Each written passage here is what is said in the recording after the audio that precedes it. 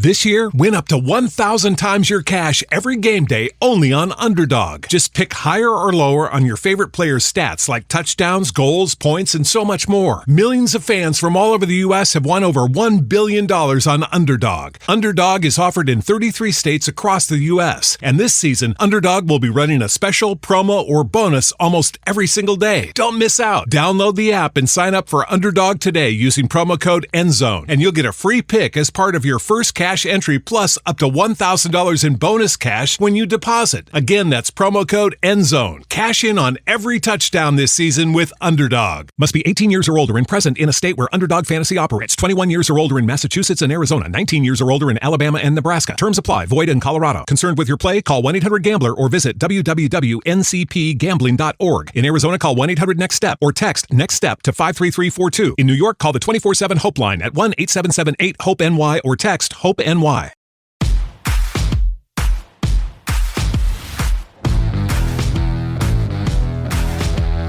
Welcome to the Dogs Podcast with your hosts, Blake Reneker, Justin Charles, and Josh All.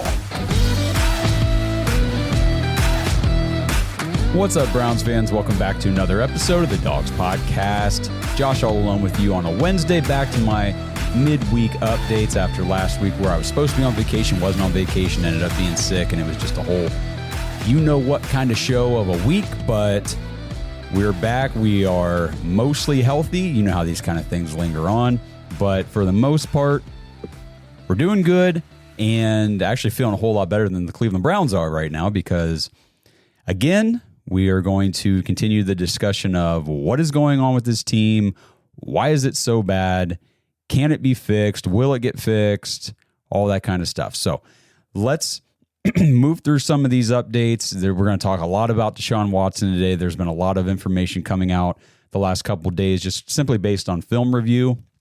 And so I got a couple video clips to show in here and just we're going to have a little bit of fun today. So let's just go through it all. But before I get into it, please, if you guys are watching on YouTube, please like and subscribe to the channel. Tap the notification bell so you don't miss anything new. We do have some cool things coming up. For instance, Sunday, this is not a guarantee, but there is a possibility that we will be doing a YouTube Live pregame show in the morning ahead of the Browns taking on the Philadelphia Eagles because we are going to have former Browns player Felix Wright in studio, and we're going to be interviewing him ahead of time, and then we'll probably just jump in and do a live pregame interaction with you guys on YouTube and just have some fun in the morning before things spiral out of control yet again on another Sunday afternoon. So make sure you guys have that notification bell tapped. And I haven't said this in a while, but if you guys are listening to the podcast on audio, Spotify, please tap 5-star rating, give us a 5-star rating and a follow on Spotify. And if you're listening on Apple Podcasts, it really, really helps out the show, especially on the audio side. If you'll give us a written 5-star review, and all you got to do is scroll down to the bottom of the app, the Dogs Podcast page that you're on right now. Just tap leave review, give us 5 stars, and then just any kind of quick comment like great podcast, great Browns content, great follow, whatever. Just throw something quick in there. Give us a 5-star review that's written, and that really does help out the show, and we appreciate it very much. Okay, so before I got to mention, make sure you guys go to jointhedogs.com. Become an official Dog Pack member on the Patreon page. If you want to get into the Dog Pack Discord episodes, we are doing one tomorrow night, 9 o'clock, like usual, to preview the upcoming game against the Eagles. You guys get to jump on stage, talk to us. It's almost like a live radio show, but we just host it in our Discord, the private Discord, which you get access to if you become a Dog Pack member. So make sure you head to jointhedogs.com to become an official Dog Pack member. Okay. Let's talk about, first of all, I've gotten a lot of questions. We've gotten a lot of questions over the last week or so, some comments and things about the latest Deshaun Watson lawsuit that was filed last month, came out right after that lovely home opener against the Cowboys on the Monday. And there was a new lawsuit filed against Deshaun Watson alleging that there was an incident back in October 2020. He was accused of sexual assault, battery. You guys kind of know the drill by now with him and these allegations. So that came out, and then it was the same attorney as before, Tony Busby, and he said that basically he was busy, had some stuff going on. professionally, and then that he was going to be getting the client with the NFL. She was going to be speaking with them. They're opening an investigation to see if Watson violated the personal conduct policy. Could be another suspension issued. Yada, yada, yada. So it was kind of all hush-hush after that. Like there was crickets, not a whole lot of information coming out about that in the weeks following when that all came out. So it just left open a lot of speculation and wondering what in the world is going on. So it came out the other day that Busby himself, I believe, announced that the situation, the case has been settled confidentially. So we don't know what the terms of the settlement were, how much money Watson had to pay for this to go away or whatever, or how much, she got from it. But in terms of the NFL investigation, they've declined to comment on the situation now. And I'm just doing some reading and some speculatory things. Seems very unlikely that this woman is going to be cooperating with the NFL now and talking to them about their investigation into this, because she's already gotten paid. There is nothing more to glean from this. And honestly, it was probably part of the terms of the settlement that she would not be speaking with the NFL. So that way, that whole situation would just stop. So I'd be very surprised if anything more comes of this, if there's any more investigation from the NFL side of things. Again, like I said, very, very unlikely that this woman will, or probably even can now at this point, speak with the NFL. So that's that. I think this one is wrapped up and put in the books. Nothing more to worry about it. I know that there's been a lot of people online saying that they're upset that this got settled, that she's not talking to the NFL, because a lot of people wanted Deshaun Watson to get suspended so that way the Browns would have an out in his contract and everything. But if you guys, I highly recommend, and we're going to be talking about Quincy Carrier. I got a clip of his to play on the episode today. Go follow Quincy on YouTube. The dude he does such a great job with all of his reporting and everything that he does following the Browns. And what he talked about with this whole potential Deshaun suspension situation was, even if the NFL suspended him and the Browns had something in the contract that said, if you're suspended again or miss any other time for something that wasn't predetermined or disclosed to them ahead of the contract initial signing, that they could get out of it. Like, it's not just a simple hit the button, oh, you're suspended, we're out of the contract, and it's all done, we wipe our hands and walk away. Like, that was not the situation. Everything was going to have to go through court. Quincy broke it down really well, made it make a lot of sense. So go check out his video on that, because, it all made perfect sense. If the Browns wanted to get out of this contract, this fully guaranteed contract with Deshaun Watson, they would have to go through a court process, because Watson and his team aren't just going to take that. They're not just going to accept it. There will be appeals. There would be a court battle. It was going to get really, really messy anyhow. So, one, it was not going to be as cut and dry and simple as a lot of people really wanted to think it was going to be. And two, just stop and think about what you're saying for a second. Whenever you're saying, man, I really wish this was true, or I wish he got suspended for this, like, you're basically, think about what you're saying. You really hope that this woman was sexually assaulted and beaten just to get a player off of your football team? Come on. Like, we've got to separate some of our raw fanatic emotion from the human side of things and say, I really hope the situation didn't happen.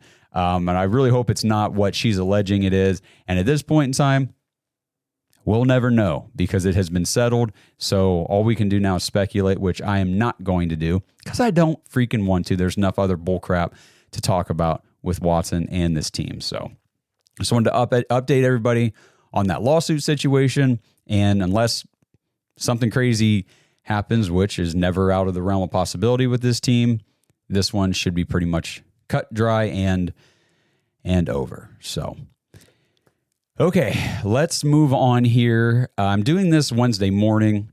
Obviously, Browns haven't taken the field or done any of their practicing press conference. There's no injury report out yet or anything today. And it really doesn't matter, to be honest. That's kind of where I'm at as a Browns fan and following the team and everything right now is Okay, injury report comes out. You know, Jack Conklin, Jed Wills will be on there. I'm sure DeJuan Jones will be on there. David Njoku, Myles Garrett. Like, everyone's going to be. We'll have 25 people on the injury report. Half of them will be DNPs. The other half will be limited. Whatever. At this point in time, it does not freaking matter because the team sucks. Team sucks. And the one main thing, it's Wednesday.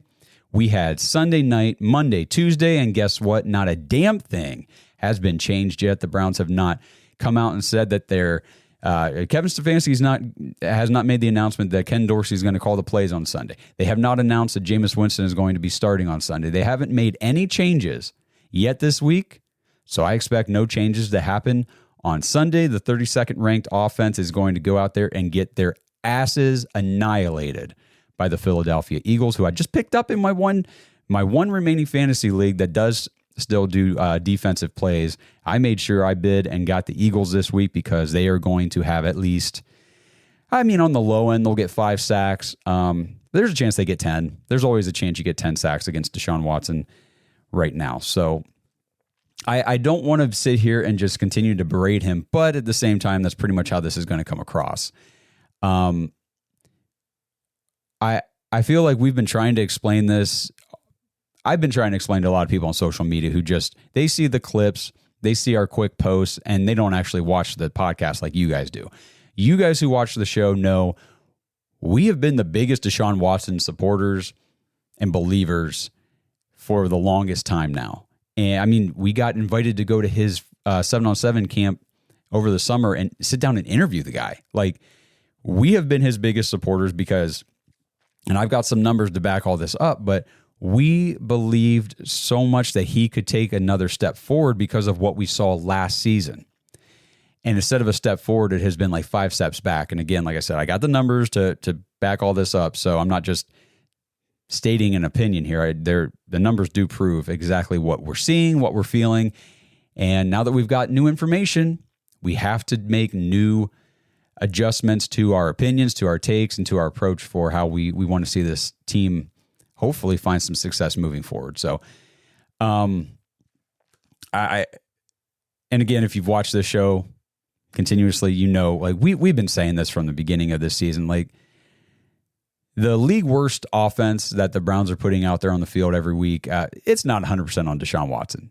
We know that, you know that. There's a lot of things that need fixed on this offense. And obviously, if he's the starter on Sunday in Philadelphia against the Eagles, we are obviously going to be rooting for him. We want him to succeed because we want the Browns to succeed. I don't want to watch this boring Pee-wee style offense where it's 3 and out, 3 and out, 3 and out, and we can't pick up a single first down the entire game. Like, it's not fun to watch. There's no joy whatsoever. And watching football should be fun. I have fun when I watch all these other games. I know I'm not emotionally invested in any of these other teams like I am with the Browns, but it doesn't matter. The Browns are not fun to watch, and I want them to be. I want them to succeed. So obviously we're rooting for Deshaun Watson to turn this around and to be that guy that we all hoped and believed he could be this year. But, even though all these problems on offense and really around the team, because even the defense has its own issues. They can't tackle the special teams. There's been miscommunications and just all kinds of things. There are a lot of problems that need cleaned up on this team, but many of the problems, especially on offense, they might not all be Deshaun Watson's problems, but they do mostly all in some way stem from him. And that stems from his inability to run the offense. So this was a great one. I'm going to play a clip here. This is from the Fantasy Footballers podcast. I heard this earlier this week, and I just thought, man, I have got to play this on our show. Hat tip Jason Moore, one of the hosts over there at the Fantasy Footballers, gave a great analogy on, like people are saying, oh, well, the offensive line is terrible for the Browns, and that's why Deshaun Watson's not playing, blah, blah, blah.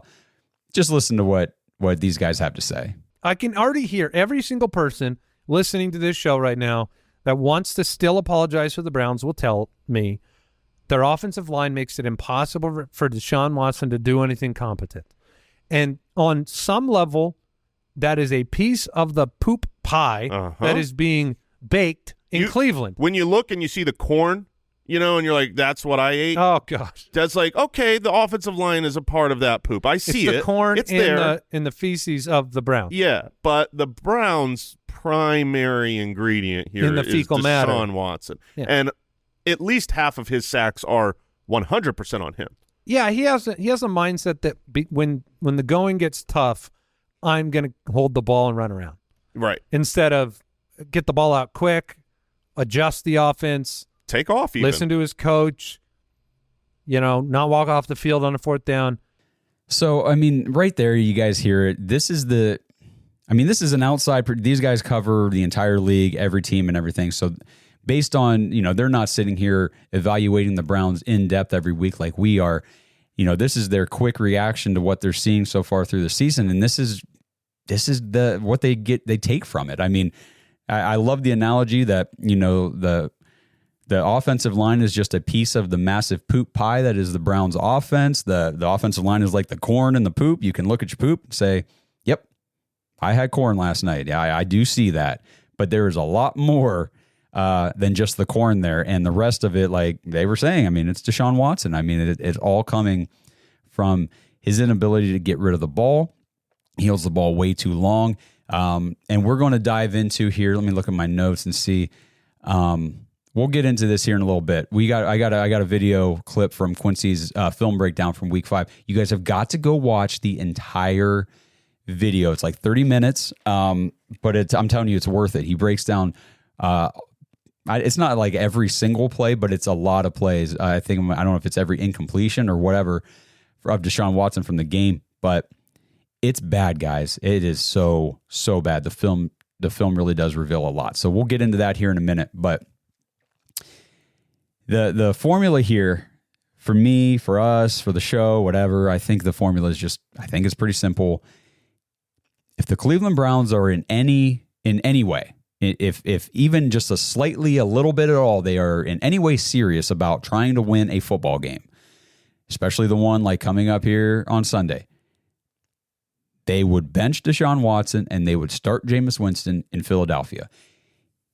Philly's coming off a bye. Again, we'll do a preview show tomorrow night, but I mean, I think you guys already kind of get the gist, and you guys have watched the games. You know how this is going to go. They're coming off the bye. They're getting their top 2 stud playmaking weapons on offense back. This is probably going to be like a 37-6 game, most likely. It doesn't matter that Philly's secondary is giving up a lot of passing yards and points to quarterbacks and all that kind of stuff and receivers. We're not going to be able to get it done. The Commanders are even worse. The Giants were even worse. The Raiders were even worse. Can't do it. Can't get it done. So if the Browns are going to start Deshaun Watson, they're not going to move to Jameis Winston this week, then we can, as Browns fans, it sucks, but we can go ahead and confirm that the organization right now is not prioritizing winning. It is winning football games is not a priority for this organization. They only prioritize making sure that whoever has the bigger contract number is the one who's on the field. So the results don't matter, only the money, and we get to suffer for it. We get to suffer a very, not just a losing football team, but a very bad losing football team. Like with the talent on the roster, with the expectations, with this coaching staff, with everything that we've invested into this team, to have a competitive, let's make a run at this thing kind of season, it's the worst team I think we've ever watched. So I'm not trying to be hyperbolic. This is exactly how I feel because I feel like this is the truth. This episode is sponsored by Leaf Filter. Browns fans, whether the team is winning or not, you are the most diehard, loyal fans in the league year in and year out. And just like you, Leaf Filter has been supporting clean gutters in Northeast Ohio year after year. And because Leaf Filter is the official gutter guard of the Cleveland Browns, they have a limited time offer for all of you barking dogs. Right now, you can get up to 32% of your entire qualified purchase and 2 free official Browns jerseys at leaffilter.com/dogs. Now, I don't know how many of you have ever cleaned your gutters, but it's a tedious, messy, time-consuming chore. So cut down on your weekend home maintenance, cross off another item on that to-do list so you can spend more time watching football on your days off. Leaf Filter uses award-winning patented technology to keep everything out of your gutters except for the water. Schedule your free gutter inspection today for a free no-obligation estimate on protecting your home from flooding, roof damage, rotting siding, foundation issues, and all those things you really don't need to be dealing with as a homeowner. A Leaf Filter Trusted Pro will clean out your gutters, realign and seal them before installing Leaf Filter. Schedule your free inspection now, and for a limited time, get up to 32% off your entire qualified purchase and 2 free Browns jerseys at Leaf Filter, leaffilter.com/dogs, DAWGS. That's a free inspection, up to 32% off, and 2 free Browns jerseys with a qualified purchase at leaffilter.com/dogs. Offer valid on a first-come, first-served basis while supplies last. Full terms and conditions can be found at leaffilter.com/dogs. See representatives for warranty details. This year, win up to 1,000 times your cash every game day only on Underdog. Just pick higher or lower on your favorite players' stats like touchdowns, goals, points, and so much more. Millions of fans from all over the U.S. have won over $1 billion on Underdog. Underdog is offered in 33 states across the U.S. And this season, Underdog will be running a special, promo, or bonus almost every single day. Don't miss out. Download the app and sign up for Underdog today using promo code ENDZONE. And you'll get a free pick as part of your first cash entry plus up to $1,000 in bonus cash when you deposit. Again, that's promo code ENDZONE. Cash in on every touchdown this season with Underdog. Must be 18 years or older and present in a state where Underdog Fantasy operates. 21 years or older in Massachusetts and Arizona. 19 years or older in Alabama and Nebraska. Terms apply. Void in Colorado. Concerned with your play? Call 1-800-GAMBLER or visit www.ncpgambling.org. In Arizona, call 1-800-NEXT-STEP or text NEXT STEP to 53342. In New York, call the 24/7 Hope line at 1-877-8-HOPE-NY or text HOPE-NY. All right, so let's keep talking about Deshaun here.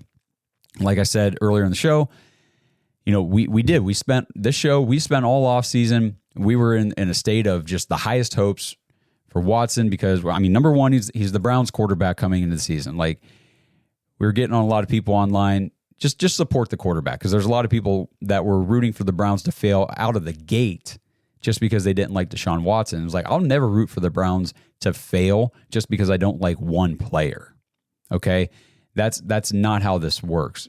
So we were very, very high on Deshaun. And because last year in 2023, he actually played well. He did. We've been over it many times on this show. The offense was able to move the ball. We scored points. We were like, 24, 22, 27, 27, 33 points scored in all the games that he played. We were a very productive offense. We were 4-1. We won games. Like, it was good. Things were good and things were progressing in the right direction. And then, of course, the injury derailed everything. I was like, okay, well, that sucks. But, he was getting better as the season was going on. The team was being productive. Things were going well. And that's not happening anymore. I don't know what happened. I don't know if the shoulder injury messed with him like mentally or physically more than anybody even knows, but it just doesn't feel like, I don't know if he doesn't feel like he can't make the throws. But whatever it is, Deshaun Watson is not the same quarterback. And like Blake said on Monday night, don't think he can play football anymore. And that's really hard to say. That is really hard to say for us, because we've been such staunch supporters and defenders based on, again, last year. I know there's people that, he only had the one good half of football. I got some numbers here. We'll talk about some numbers. It was definitely good last year. There was reason to be optimistic for sure heading into this season. But let's talk about Quincy Carrier's film breakdown for week 5. I've got like a 4.5-minute clip here to play. It's just one of the plays. Again, he did 12 different plays or something that he broke down. This is just one of them, but I think this was the most glaring. This was the one that made me just want to beat my head against the desk over and over repeatedly. So if you're listening on audio to this, there is voiceover. Obviously, he's talking through the play, so you'll be able to listen. You'll be able to kind of get the picture painted for you. But I highly recommend, if you are listening on audio, go to YouTube, at least just for this quick segment, watch this clip so that you can actually see it. Because like I said, you'll get the picture from his voiceover and his talking through it. But I promise you, the actual picture in this situation, it's worth the 1,000 words that people always say the picture is worth. So check this out, and then we'll talk about it on the other side. There are a number of plays like this in this week's film, And this is why I'm like, yeah, I'm done. You got to bench him at this point. Because we can complain about the offense, but look at this, man.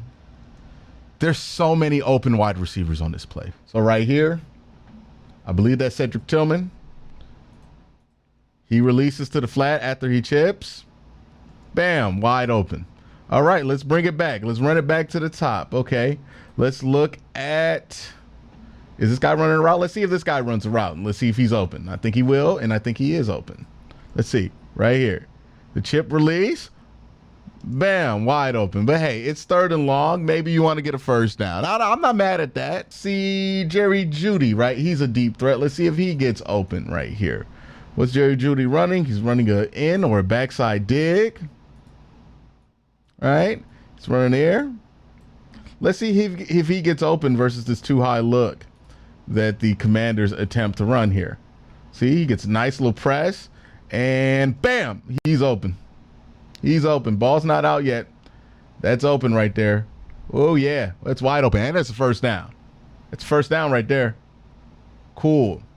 All right, let's go back.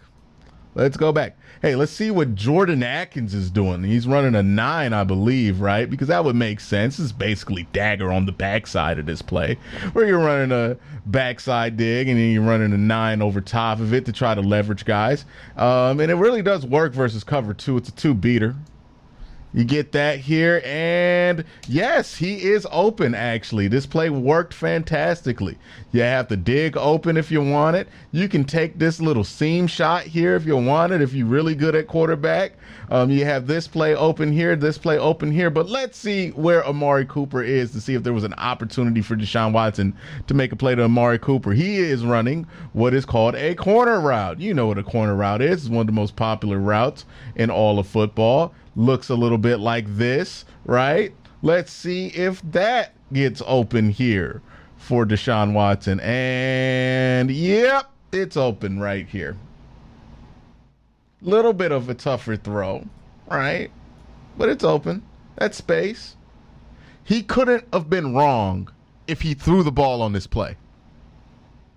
That's my whole point. This was a valid option. This was a valid option. This was the option, by the way. Number 1, put that there. Backside dig, Jerry Jeudy, wide open. Got it there. And even this was a valid option. Some of these would have been tougher throws than the other. But all of these, if he just throws it, would have been fine choices. Hell, given where the sticks are and looking at how undisciplined the Commanders are about where they are in relation to these sticks, you could have got the first down on this. Maybe this. That would have been tough. You definitely could have got it on this. This would have been a tough play. You're throwing it in triple coverage, but there is a window there. And this would have definitely got the first down. He couldn't have been wrong if he threw this ball, man. Instead, he runs the ball and gets 3 yards. That's the stuff, man. That's the stuff that makes people not want to play anymore. That's the stuff that makes wide receivers just zone out. I mean, everybody was open. We're going to blame that on Ken Dorsey? We're going to blame that on Kevin Stefanski? Everybody's open on that play. He couldn't have been wrong on any choice he made. What do you want me to say about that? How is that not just on the quarterback there?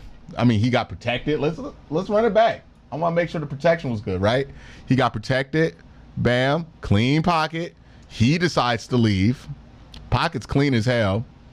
I don't know what he's looking at, what he's waiting on, what he's trying to see. Yeah, man. The offense is going to look like shit if you don't run it. This ain't the offense. We're not even getting a chance again for this offense to be determined if it's good or not. That's why I think Watson needs to be benched. Too much of this shit. That's brutal. It is so brutal when you go and watch the film breakdown, and it's not just this play, guys. And this one was kind of the epitome of the whole thing. Like, this had every bad thing that he did in that game all in one play. And it was, first of all, you got a clean pocket. Like, I think Quincy even said, like, bro, where are you going? Like, it's clean. Why you leaving? Where are you going? There's nowhere to go. You're good. The pocket is clean. You got 5 routes being run, and all of them were open. Now, obviously, like Quincy said, I mean, when we say all of them are open, if you go watch the video, if you're just listening on audio, the Jordan Akins route, probably not open. That would take a very nice throw. I mean, there are quarterbacks in the league who could make that throw. It's not like he was totally covered and removed from the play. Like, yes, that was a throw you could make if you can make it.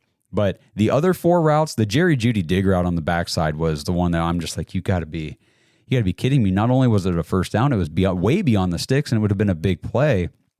And then the 2 guys underneath, I think, what was it, Strong or Ford or whatever?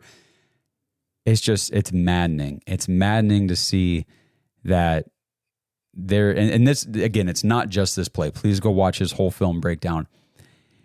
And what I took away from his entire film breakdown is that I think the Browns actually do have a pretty darn good wide receiver in Jerry Jeudy. The dude was open a ton. He was open for a couple touchdowns. I mean, this with good quarterback play, this game, I mean, Jerry Jeudy could have been 100+ yards, a couple scores. Like, this could have been a completely different looking ball game on the scoreboard at the end, with just different quarterback play. There were multiple plays where the pocket is clean, guys. And that's the thing that another big takeaway for me from the entire film breakdown was, wow, the offensive line is not as bad as we think it is. It really isn't. Go watch it. Seriously, go watch it. I'm so sick and tired of people on social media trying to argue with me over things when they haven't watched it. Like, if you're going to argue with me, at least go watch it first so you know what you're talking about. Otherwise, we can't have a legitimate discussion because only I've watched it, not you. So get educated and then debate. But the offensive line, not as bad as what it is being made out to be. The receivers not being open, that's a lie. Go watch the tape. Oh my goodness, we've got guys open everywhere. And it's the pre-snap stuff that Blake's been harping on a lot. It is the pre-snap, understanding what the defense is doing. There was one play in particular where the Commanders brought 8 to the line. They were showing all-out blitz. I mean, they had everybody up on the line. And Quincy was pointing it out. He's like, they got 8 on the line. We've got 5 linemen. And Deshaun doesn't adjust. He doesn't call for a quick route or anything to counteract what he's seeing the defense show. And it's like, what are we doing here? And that was a play where they brought the pressure. The line basically collapsed and Deshaun went down. And it was like, well, yeah, that was obviously going to happen. Because we have we got 3 wide receivers on the left running long developing routes. You've got to check down into something to adjust for what the defense is showing you. He harps a lot on Deshaun Watson's post-game press conference talking about, like, we just need to take what the defense is giving us. Quincy says so many times throughout that film breakdown on each play, if you're all about taking what the defense is giving you, then take what the defense is giving you. There's so many routes underneath where guys are wide open, quick. And it's like, if he would just get rid of the ball, if he knew that there was going to be pressure coming from the left side, this goes back to the pre-snap. Like, if you know, as soon as you drop back, you see, okay, I'm getting pressure from my left side. I know that route right there is open because that linebacker's coming. Those are the kind of things you need your quarterback to be able to process quickly, and then that's all part of getting the ball out quick. Getting the ball out quick is not just a simple drop back and throw it as fast as you can, as quickly as you can to somebody. It's knowing, okay, if I drop back and I get pressure from my left side, I know that Tillman's over here running this quick curl, and I'm going to just turn and I'm going to throw it to him. Or if I get pressure from my right, I know that I'm going to step up and dump it off to Ford, leaking out, into the flat or something like that. It's understanding where the players are going to be and what the situation is going to dictate. He's not taking what the defense is giving him at all. So it's frustrating. It really is. It's depressing watching the film breakdown, but again, it does make me feel better about our offensive line. It does make me feel better about our receivers. It makes me feel better about Kevin Stefanski and Ken Dorsey. It's not like the offense is completely inept. It is just not being run. That's the thing. We talk about, well, the entire offense is incompetent. Maybe not. Maybe that's an unfair evaluation and just a very lazy, quick take because it looks that way during the game. It looks like the whole thing is just incompetent. Everybody's a moron. Nobody knows what they're doing. When you go and you look at the tape and you watch each individual component of the offense, it's like, okay, it's there. It's just not being run. It's not being executed. And that all starts at the quarterback position. So you guys know that I'm not a big fan of using any singular statistic to be the end all be all stat, to tell the whole story about a guy or one, this position, that player, or whatever. But there's no denying Watson, he's completely fallen off. And, QBR is one of those things that a lot of people like to point to. Oh, well, the QBR was this or the QBR was that. Like, okay, but that's not the whole story sometimes. But whenever you look at QBR over a long stretch, or, we're going to look at some yards, and his EPA is not good, but we won't get into EPA today. But let's just look at these QBR numbers. And this is where I'm talking about this year versus last year, okay? So if we look back at 2023, in the 5 games that Deshaun Watson played, his QBR in those games, week 1 against the Bengals, 62.5. Week 2 against the Steelers, 15.2. Week 3 against the Titans was 79.6. And then, what was it, week 9, I think, or whatever, against the Cardinals, 37.5. And then week 10 against the Ravens, 56.5. So his average QBR last year, keep these numbers in mind, his average QBR in 2023 was a 43.7. His highest was a 79.6 against the Titans. Lowest was at 15.2 against the Steelers. He was over 200 yards in every single game except for the rain game in week 1 where he had 154. So those are just some kind of simple stats, but I want to compare those numbers to what we're seeing right now in 2024. So what were his QBRs for 2024 so far? In 5 games, 8.5.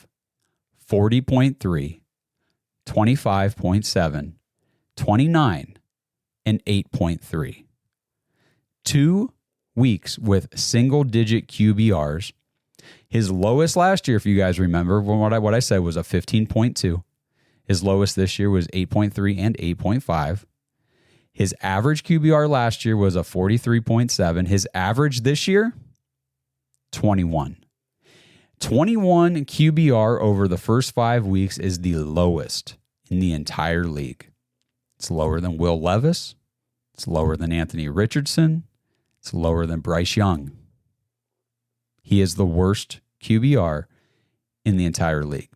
His highest last year was 79.6. His highest this year, 40.3. 40.3 QBR would have been his 3rd lowest last season. His 3rd lowest a season ago is now his highest. His QBR average this season is less than 50% of what it was last year. And he has 0 200-yard games. Again, the blame is not 100% on Deshaun Watson and just only Deshaun Watson, but he cannot be the quarterback if this team wants to try to win ball games. I said it earlier. I'll say it again. If they start him, it just tells me as a fan, they don't really care about winning. They care about proving or trying to prove that they were right in their trade, in their contract for Deshaun Watson. We all know now, after 5 games of 2024, they were not. They were wrong. The experiment is over. It's time to move on. I have no... we supported Deshaun Watson heavy on this show. I don't have so much pride as to sit here and say the Browns need to keep starting him because I want to be right. I was wrong. I admit it. I want to see the Browns win some damn ball games. So let's put Jameis in there and try to win some freaking games because this crap sucks. What we're watching on the field so far this season is terrible. It's so bad that honestly, I don't even want to watch it. I'm not excited to watch the game on Sunday. I'm not excited to turn it on. I make sure that when I'm sitting down on the couch watching the Browns, I've got Red Zone on my iPad so that I can at least watch some other games and see what's going on because the Browns game is not exciting. There's nothing good happening whatsoever on the Browns side of things. And if they continue to trot him out there, I'm sorry, they're not serious about winning, and it sucks. And you guys know that we obviously we talked about this on Monday. What's Kevin supposed to do? You know, it's not a Kevin Stefanski, like, I'm not going to sit here and point all the blame on Kevin Stefanski. However, you know, I know we obviously, we still support him. We still think he's a great coach, but he does need to coach. We all believe, the national media, everybody except for what the Browns are coming out and saying, believes that his hands are completely tied. Probably by the Haslams, saying that, nope, you cannot bench Deshaun. He has to be the quarterback, blah, blah, blah. Because, I mean, there's no legitimate way, guys. I just read for you those stats, the QBRs, how everything is just like not even close, not even halfway close to what it was last season. No other legitimate coach in the NFL would not have already made a quarterback change. You cannot have 2 single-digit QBR weeks within a 5-week span and still be the starting quarterback of an NFL team. It wouldn't happen anywhere else, but it's happening here. This episode is brought to you by Bodden Sports. Browns fans, Bodden Sports is your one-stop shop for all your athletic gear. Bodden started out perfecting and manufacturing the best balls in the business. Yeah, if that sounded dirty, that's more about your mind than my words. But hey, it's true. Baseballs, softballs, footballs, basketballs, volleyballs, soccer balls, you name it, and Bodden has engineered the highest standard sports balls available. And now they offer more than just sports balls. If you got kids playing baseball or softball, Bodden has batting gloves and bats to go along with both game balls and training balls. If you're into basketball, Bodden makes basketball specifically for indoor or outdoor use. Heck, Bodden even has all the equipment you need for pickleball, which is one sport that I hear everyone is playing, and yet I still never have. And I need to fix that soon. But don't miss the backyard game section of Bodden's website, where you can order everything you need for this upcoming outdoor season. Pool balls, backyard volleyball nets, croquet, bocce, horseshoes, cornhole, and more. Right now, you can get 10% off your entire order at Bodden Sports, BADEN Sports.com/dogs, DAWGS, and use promo code DOGS when you check out. That's 10% off all the top quality sporting gear you need this season. BoddenSports.com/dogs. With all that being said, though, Kevin is not blameless in this situation. Okay, there is a lot of other things going on in this wet fart of a season. There's too many penalties, too many undisciplined moments on the field. Players not looking like they're prepared for the game. I mean, we had 12 men on the field last week on a 4th down call, a timeout because of a penalty, all this stuff. It all looks like a cluster F, if you know what I'm saying. And there's so many things that need fixed. The first thing would be getting Winston in there, trying to ignite a spark on this offense. Because if you ignite a spark on the offense, hey, let's pick up a freaking first down, guys. How's that sound? If you can get out there and move the ball, maybe score some early points, give your defense a rest, they get a little more energized, they get a little more motivated to go out there and rah and be the defense that we saw last year and get after the quarterback. Who knows? We might be able to pull off a couple wins, but it's not going to happen with Watson executing this offense, because he doesn't execute the offense. So that's kind of my whole spiel right now on this situation with the quarterback. We will talk more about it tomorrow night. You guys will see the episode on Friday if you're not part of the Dogpack Discord. But again, if you want to be part of the Discord show, tomorrow night we are going to preview the Eagles game. I'm sure we're going to talk a lot about this stuff. We really like to just kind of give our input at the beginning and then just step back, let you guys get on stage, give us your thoughts, questions, opinions, and everything. Just hear how you guys are feeling. So if you want to join that, be a part of that. We love getting new faces and new voices on the show. JoinTheDogs.com if you want to get into that. As far as like injury roster updates, like I said, don't have injury reports or anything like that from the beginning of practice this week. But again, there's going to be like 20 guys on the injury report. There always are. We kind of know who they're going to be. But we can speculate a little bit. There have been some roster moves in the last couple of days. So the Browns cut tight end Blake Whiteheart, one of the only dudes this season to have a touchdown for this offense. Kind of signals, I think, that David Njoku's knee injury that he got in the game on Sunday probably isn't that bad. I don't think we ever got results from that MRI like publicly announced or anything that he had on Monday, but I mean, if they're cutting a tight end from the active roster, that must mean that Njoku is going to be fine for Sunday in Philly. Probably not going to miss any time. Probably also signals that we are, again, not even thinking about trying to go back to any sort of Kevin's offense at this point. No 12 personnel or anything. Otherwise, they'd probably be trying to keep that extra tight end, especially one who's shown that, he can actually play a little bit in the NFL. But again, no changes made. I expect no changes to take place. The Browns also cut offensive guard Javian Cohen and defensive tackle Sam Kamara. They also cut 3 guys from the practice squad, which probably means the 3 guys that I just mentioned, Whitehart, Cohen, and Kamara, will probably get added back to the practice squad later this week.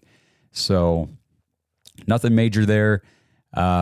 The only other things to speculate about, of course, the Amari Cooper potential trade rumors are swirling. I mean, we lose again in Philly. We're 1-5. That trade deadline comes up around week 8, I believe.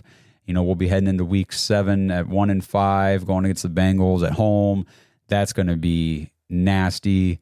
That'll be a nasty environment up in that stadium, getting blown out by the Bengals. That ain't going to be good for anybody on the Browns.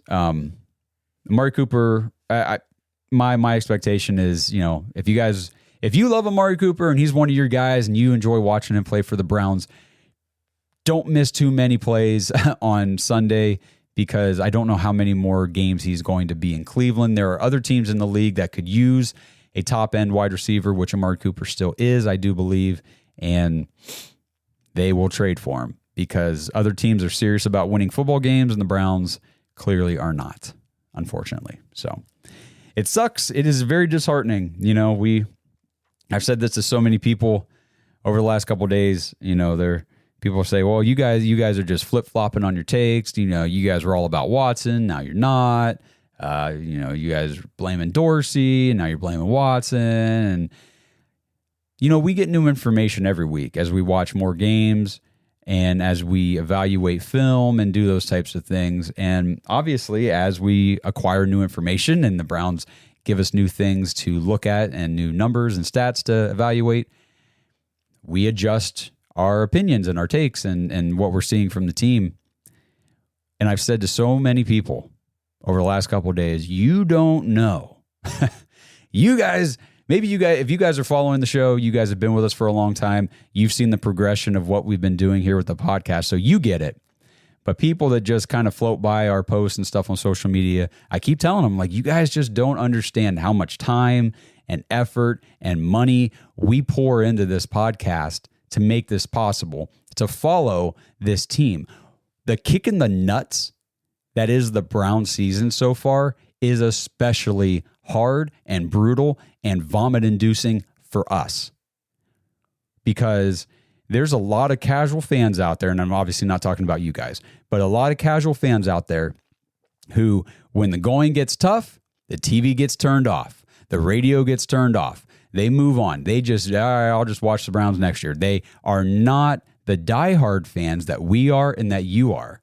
When this team is 1-10 because we keep starting Deshaun Watson, guess who's still watching every minute of every game to get evaluations, to get information, to put a show together?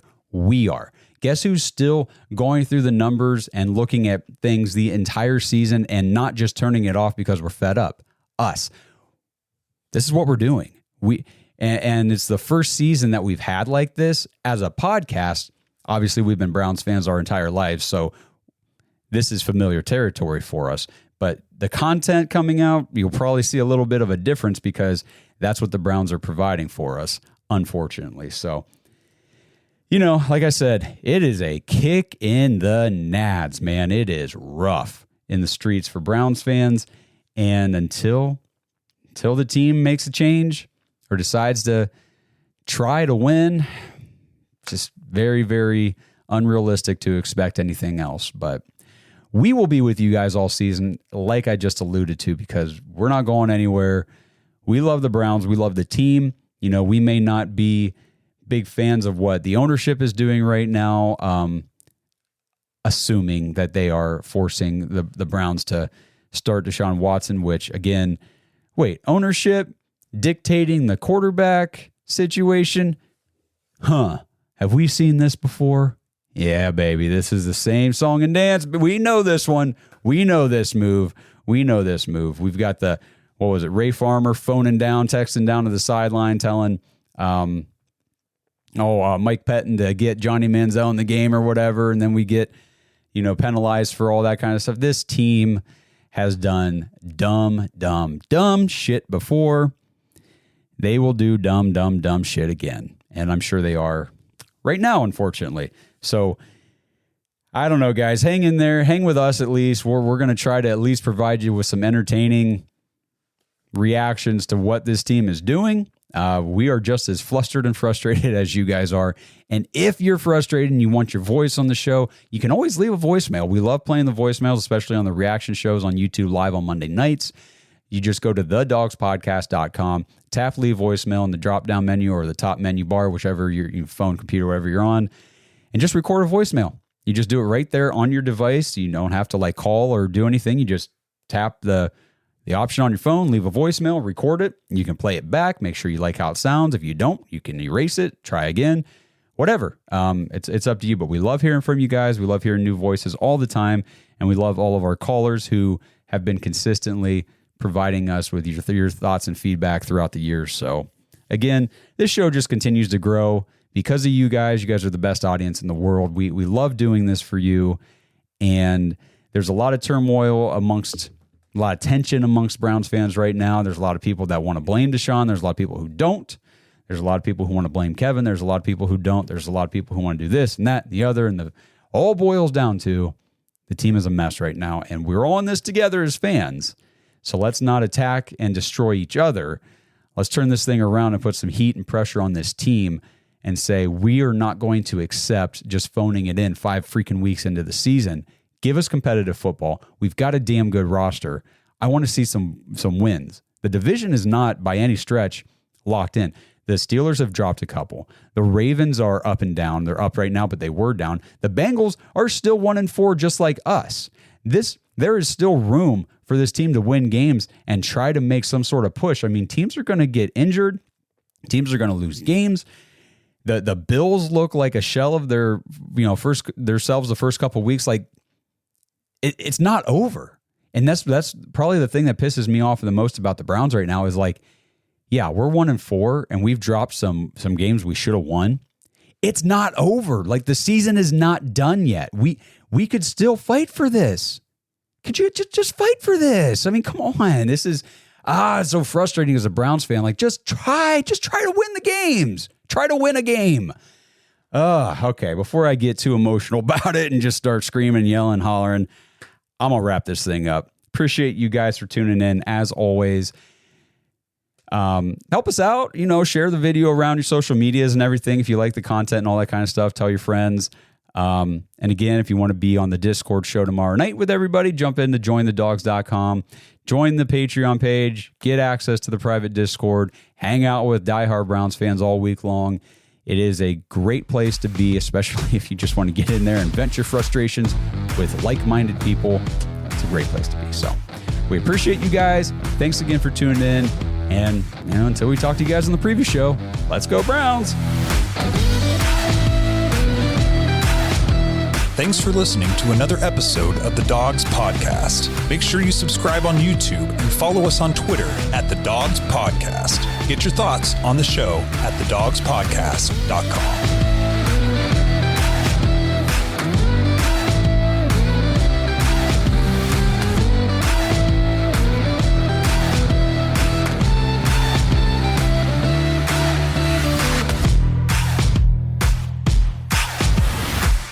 This episode is brought to you by Danger Coffee.